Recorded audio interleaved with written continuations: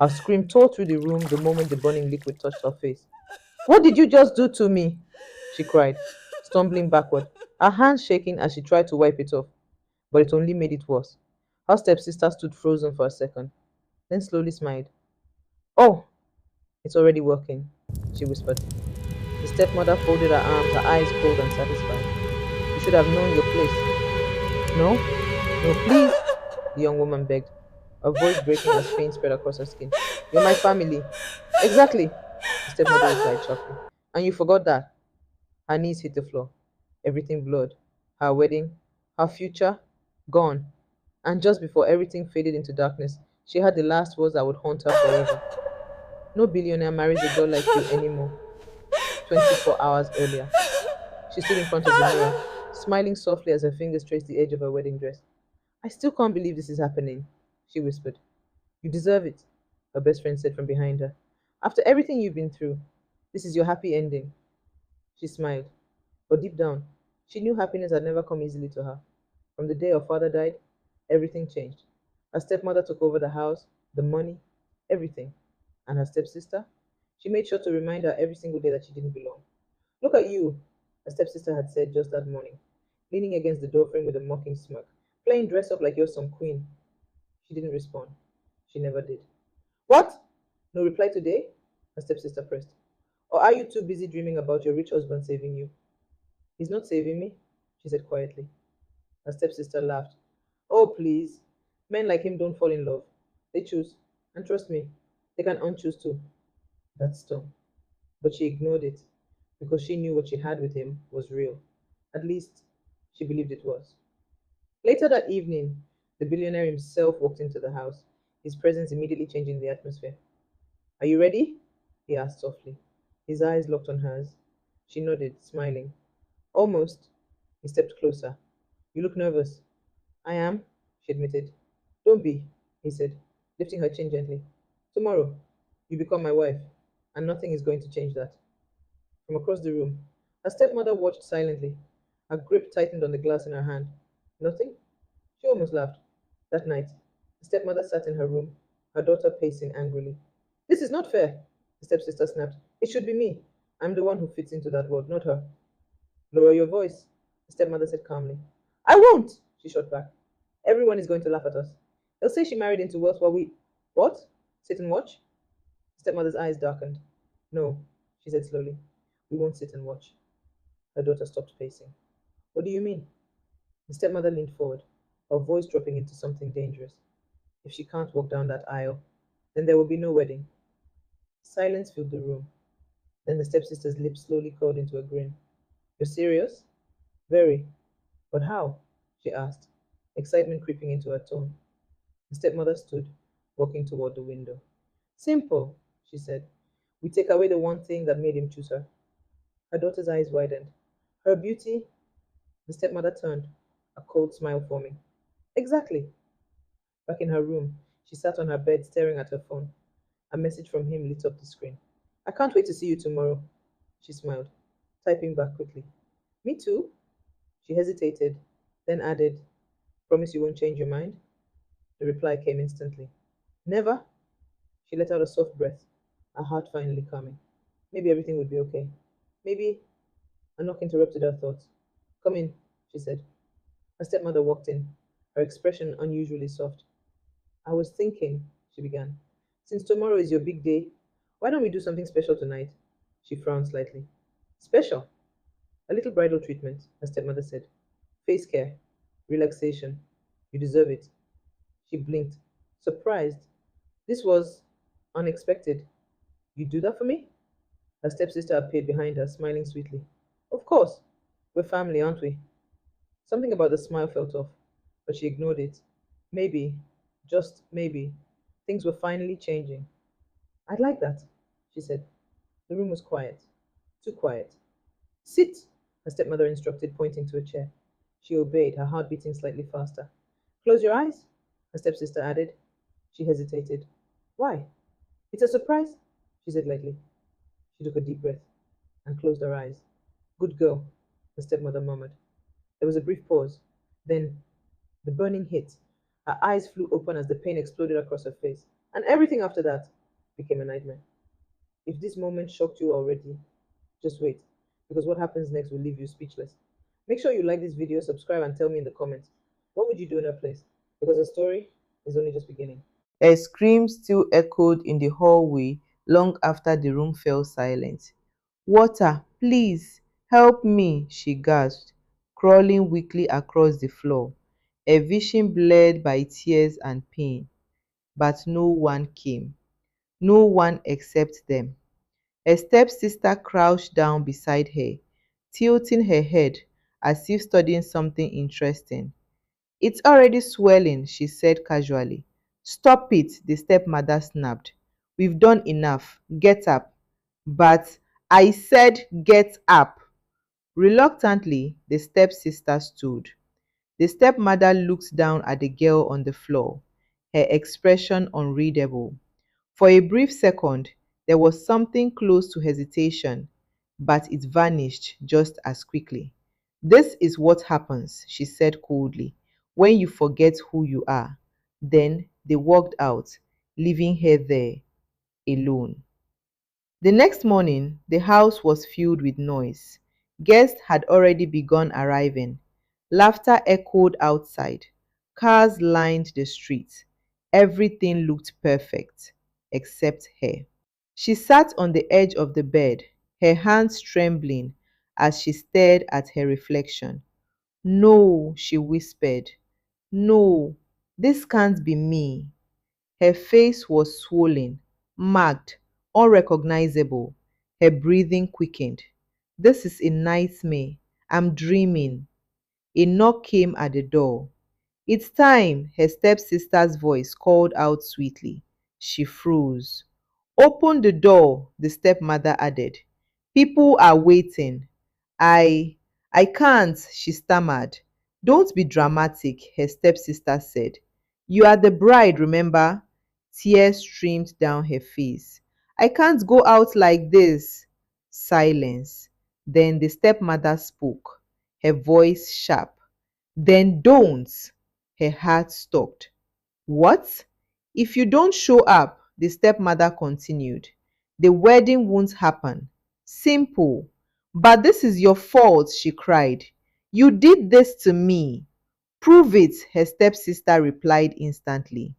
She went quiet because she couldn't. There was no evidence, no witness, nothing. Exactly, her stepsister smirked. So either you go out there or you stay here and lose everything. Her chest tightened. Lose everything. Her dream, her future, him. Outside, the billionaire checked his watch again, his brows furrowed. Where is she? He muttered. She's coming, the stepmother said smoothly, approaching him. You know brides, always nervous. He nodded, but something didn't feel right. She didn't reply to my messages, he said. Oh, she's probably overwhelmed, the stepmother replied quickly. It's a big day. His gaze lingered on her for a moment, then shifted away. Still, something felt off. Inside the room, she stood slowly, her legs weak. I can't do this, she whispered. Her best friend rushed in, stopping abruptly when she saw her. Oh my God! Tears filled her eyes instantly. What happened to you? She choked. They did this. Her friend turned towards the door angrily. I'm calling the police. No, she grabbed her arm. Please don't. Why not? Because if this wedding doesn't happen, her voice broke. I lose everything. Her friend stared at her in disbelief. And what about you? What about your life? She didn't answer because she didn't have one. Not without this. Minutes later, the music started. Guests stood. The doors opened, but she didn't walk out. Instead, the stepmother stepped forward, her expression filled with fake concern. There's been a situation, she announced. The bride is unwell. Murmurs spread across the crowd. What do you mean unwell? The billionaire asked, his voice tense. She's not in a condition to appear, the stepmother said carefully. His jaw tightened. I want to see her. That wouldn't be a good idea, the stepsister quickly added. Move! His voice was firm now, dangerously firm.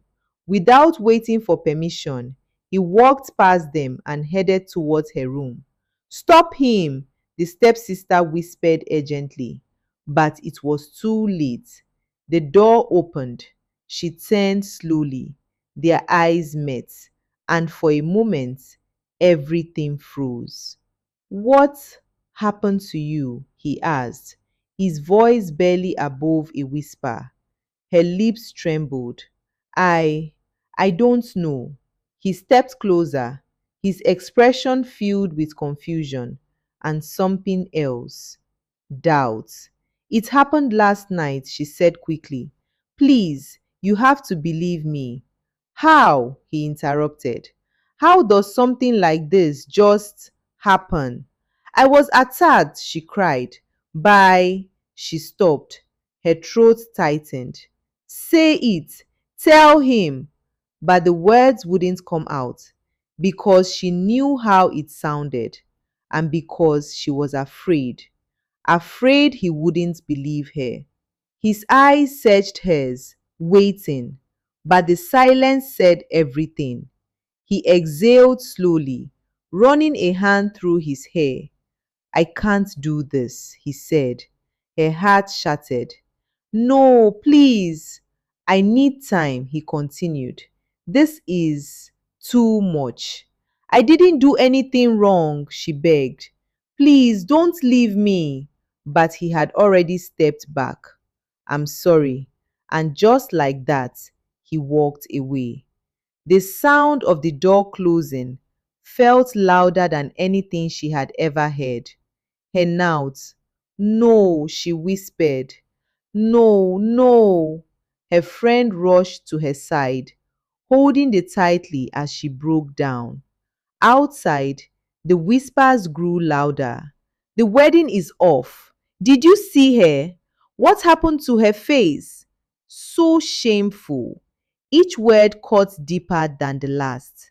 And in the middle of it all, her stepsister smiled. Days passed, then weeks, and slowly the world forgot about her. But she never forgot what they did. She sat in the small dim room she had locked herself into, staring at the mirror she now covered with a cloth. She hadn't looked at her reflection in days, maybe weeks. I can't do this anymore, she whispered, her voice weak, almost unrecognizable. Her best friend sat across from her, watching quietly. Then don't. She looked up slowly. What do you mean? I mean, stop hiding, a friend said firmly. Stop letting them win. They already did, she replied bitterly. Look at me. I don't need to look at your face, a friend snapped. I'm looking at you. Silence. They took something from you, yes, a friend continued, softer now. But they didn't take everything, unless you let them. Her hands clenched. What do I even have left? She asked. Her friend leaned forward. Your mind, your strength, your story? She shook her head.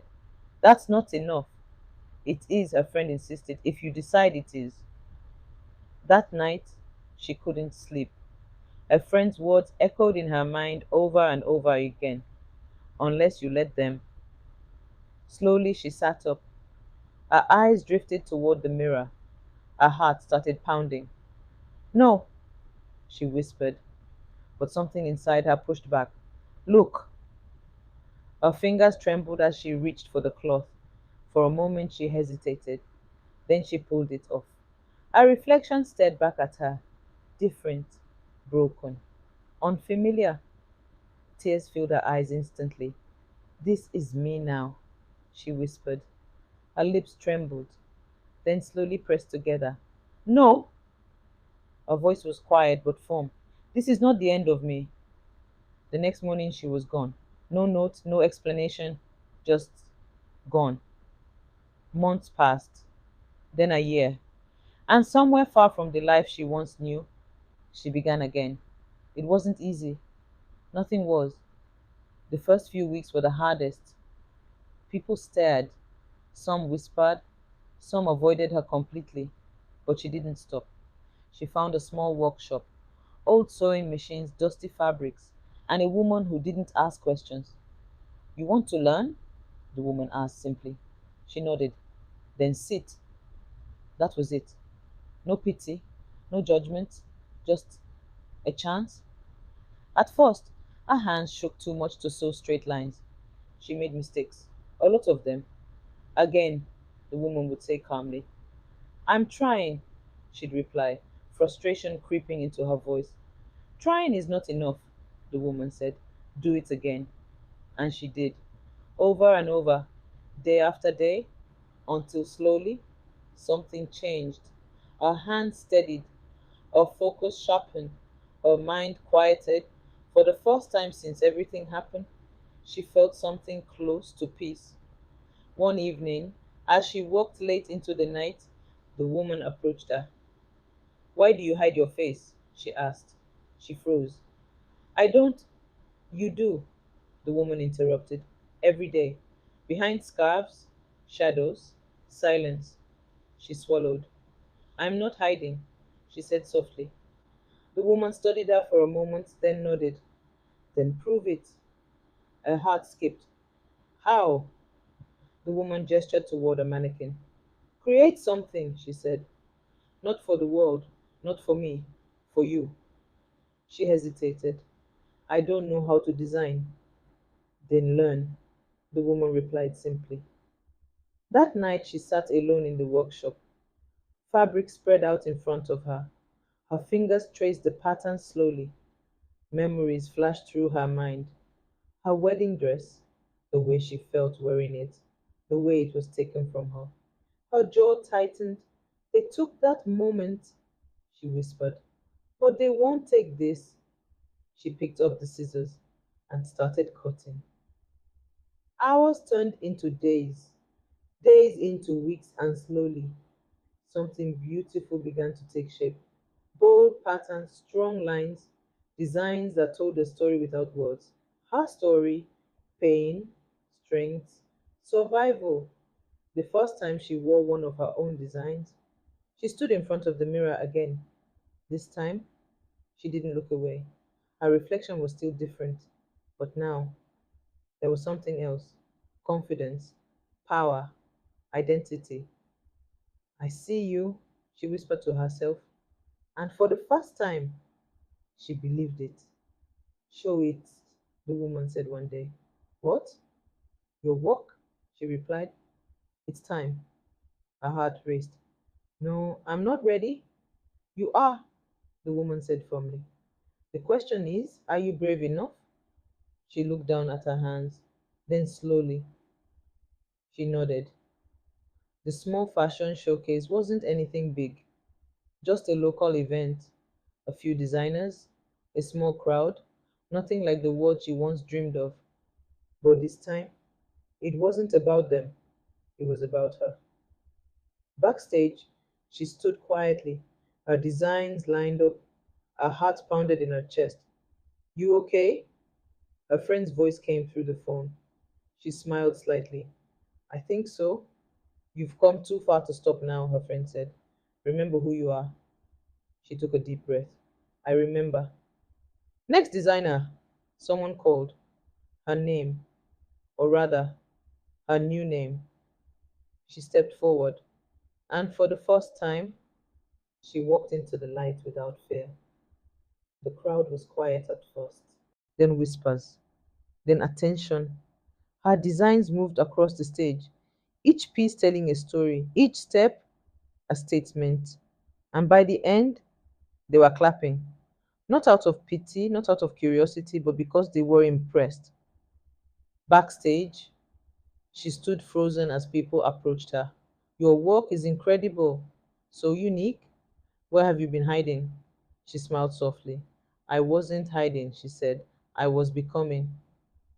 That night, as she sat alone, her phone buzzed. An unknown number. She stared at it for a moment, then answered, "Hello?" Silence. Then a voice she hadn't heard in a long time. "I've been looking for you." Her heart stopped. If you think this is where everything gets easy, you're wrong. Because the moment he finds her, everything will change again. Drop a comment right now. Should she forgive him? And don't forget to like and subscribe, because the final part will reveal everything. Her grip tightened around the phone. "I've been looking for you." For a moment, she couldn't speak. That voice, it hadn't changed. Calm, deep, familiar, painful. "You why?" she finally asked, her voice steady but cold. A pause. "Because I need to see you," he said. She let out a quiet, almost bitter laugh. "You already saw me once. That was enough for you to walk away." "It wasn't like that," he replied quickly. "Then what was it like?" she shot back. "Because from where I stood, it looked exactly like that." Silence filled the line. "I didn't understand what happened," he said after a moment. "Everything was confusing. You wouldn't explain, and I wouldn't explain." Her voice rose, heart breaking through. "I was in pain, I was scared, and the one person I thought would stand by me left." "I didn't leave," he said. "I stepped back." "That's the same thing," she said quietly. Another silence, this one heavier. "I never stopped looking for you," he said finally. "You disappeared." "Good," she replied. That was the point. Her heart was pounding now, but she refused to let it show. "I needed to find myself," she continued, "because clearly I had lost everything." "You didn't lose everything," he said softly. "I lost you," she replied. The words slipped out before she could stop them. And just like that, the silence changed. It softened. "I'm still here," he said. She closed her eyes. "No," she whispered. "You're not. Not in the way that matters." He exhaled slowly. "Please, just let me see you. One time. That's all I'm asking." Her mind raced. Every memory came flooding back. The love, the betrayal, the pain, the growth. She wasn't that girl anymore. And maybe that was exactly why she said, "Fine." The venue was quiet, elegant, nothing like the small showcase she had just experienced. He stood near the window, his back straight, his presence still commanding. For a second, she just watched him. This was the man she once thought was her forever, the man who walked away, the man who came back. "Hello," she said. He turned, and for the first time since that day, he saw her again. But this time, he didn't step back. He stepped closer, slowly, carefully, as if afraid she might disappear again. "You," he whispered. She held his gaze. "This is me," she said. There was no fear in her voice now, no hesitation, just truth. "You look," he started, then stopped. "Different," she finished for him. He shook his head. "Stronger." Something in her chest shifted. "You're the first person to say that," she admitted.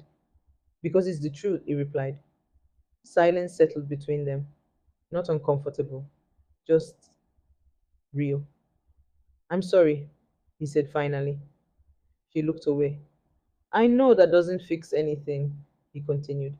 "I know I should have stayed. I should have believed you. I should have protected you." Her jaw tightened. "But I failed you," he said. "Yes," she replied simply. He nodded, accepting it. "I can't change what I did," he added, "but I can tell you this. I never stopped loving you." Her heart betrayed her again, skipping at his words, but she didn't let it show. "Love is not enough," she said. "I know," he replied, "but it's a start." She looked back at him. "You don't get to come back into my life just because you finally understand what you lost," she said firmly. I'm not asking to come back, he said. I'm asking for a chance to prove I deserve to. She studied him. For the first time, she wasn't looking at him as the man she loved. She was looking at him as a man who had to earn his place. You said you were looking for me, she said slowly. I was. Then you must have found something, she continued, because I'm not the same person you left. I know, he said, and that's exactly why I'm here. Days passed, then weeks, and slowly their paths began to cross again, not as lovers, not yet, but as two people learning each other all over again. He attended her next showcase, sat in the front row, watched every piece, every step, every detail, and when it ended, he was the first to stand and applaud, not because of who she used to be, but because of who she had become. You built this? He asked later, his voice filled with admiration. I did, she replied. It's incredible. Thank you. Another pause. Then he said, they would hate this. Her eyes narrowed slightly. Who? He met her gaze. Your stepmother, your stepsister. The air shifted instantly. You know? She asked. I didn't before, he admitted. But I do now. Ow! I went back, he said. After you disappeared, I started asking questions. Things didn't add up. Her heart began to race. And? And I found out the truth, he said, about what they did to you. Her hands clenched. And you didn't think to tell me? She asked, anger creeping into her voice. I didn't know where you were, he replied. You vanished. She looked away, breathing heavily. They're still there, he continued, living like nothing happened. Her jaw tightened. Then it's time. That changes, she said quietly. The event was bigger this time, much bigger. Press, cameras, influences, and in the center of it all, eh, her brand had grown, her name had spread, and tonight, everything would change. Are you ready? Her friend asked. She nodded. I've been ready. Across the room, her stepmother and stepsister walked in, their expressions filled with curiosity and arrogance. I can't believe we got invited to this, the stepsister whispered. Of course we did, the stepmother replied. We deserve to be in places like this. They had no idea. Not yet. Backstage, she watched them arrive on the screen. Her heart remained calm. No fear, no pain, just purpose. It's time, she said. The lights dimmed. The show began. One by one, her designs took the stage, each piece more powerful than the last, each one telling a story they couldn't ignore. And then, the final piece, she stepped out. The crowd gasped. Her presence filled the room, confidence, power, unapologetic truth. Her stepsister's eyes widened. No way, she whispered. The stepmother's face went pale. It's her. She walked to the center of the stage, took a breath, and spoke. My name is not the one you knew before, she began, because the person you tried to destroy no longer exists. The room was silent. But the truth still does, she continued. A screen behind her lit up. Images, evidence, proof, everything. Gasps filled the air. Her stepsister stumbled back. No, no, this can't be. The stepmother's composure shattered. This is a lie, she shouted. But it was too late. The truth was out, and everyone saw it. She looked directly at them. This is what you did, she said calmly. And this is who I became because of it. Security moved in. Whispers turned into outrage. And just like that, the world collapsed. She stepped off the stage. The crowd erupted into applause, not for revenge, but for strength, for survival, for truth. Outside, he found her. You did it, he said, a smile breaking through. She nodded. I did. He stepped closer. So, what now? She looked at him, then at the world ahead of her, and smiled. Now, she said, I choose. If you made it to the end, this story proves one thing. Sometimes losing everything is the beginning of becoming unstoppable. If this inspired you, make sure you like this video, subscribe, and share your thoughts in the comments. Thank you.